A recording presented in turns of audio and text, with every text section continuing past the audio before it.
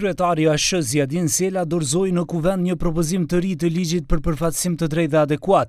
Tha se kjo e drejtë buron nga kushtetuta dhe është e paraparë me marrëveshjen e Ohrit. Ai shtoi se ligji i propozuar i përfaqëson qytetarët dhe ju realizon të drejtat e tyre dhe jo një ligj do si do, i cili sipas tij ka për qëllim ta bëjë të pasbatueshëm.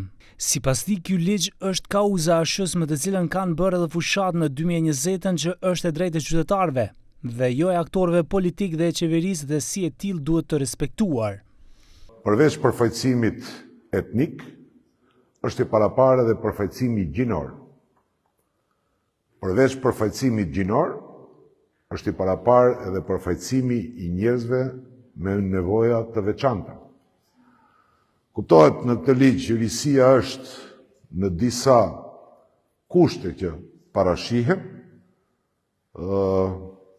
Enti statistikave, përveç që është ent i cili merret me aspektin e regjistrimit dhe statistikave, përfshihet direkt në ligjin për përfaqësim të drejtë dhe adekuat, është institucioni i cili pas mbajtjes së çdo regjistrimi ndan një dokument për çdo institucion në nivel qendror. I pyetur për këtë nismë, bashkëkryetari Izet Mexhiti tha se është e lehtë të shkruhet lista e dëshirave nga opozita, por këtë nuk e ka bërë as Sela as vetë ai kur ishin në strukturat e pushtetit të kaluar.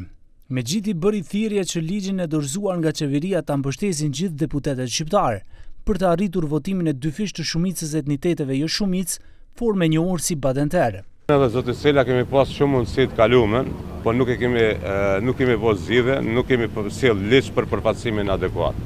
Tash më ul anësh edhe me shkruaj dëshira është lehtë, po ato duhet të jenë kur të jesh qeveri, duhet të negociosh me partnerët e qeverisë, të imponosh zgjidhjet, edhe ajo që është më rëndësi pas 25 viteve për herë të parë kjo çështje zgjidhet me ligj.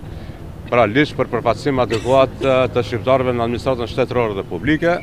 Dhe për herë të parë, pra nuk do mirën drejtoritë ministrit, po do mirët qeveria, trupi koordinues që do udhëheq zëvendës kryeministri i parë. Përndryshe, ligji për përfaqësim të drejtë dhe adekuat, pasi kaloi në Komisionin e Venecias, qeveria e dorëzoi në procedurë parlamentare. Draft ligji fillimisht do të trajtohet në Komisionin AM, pastaj për të dalë para deputetëve dhe plotësimi i tij me amandamente eventuale. Donse ligji nuk parashes sanksione ndër mos respektimit të tij. Autoritetet thonë se trupi koordinues i qeverisë pastaj do t'i specifikojë përmes zbatimit të akteve nënligjore.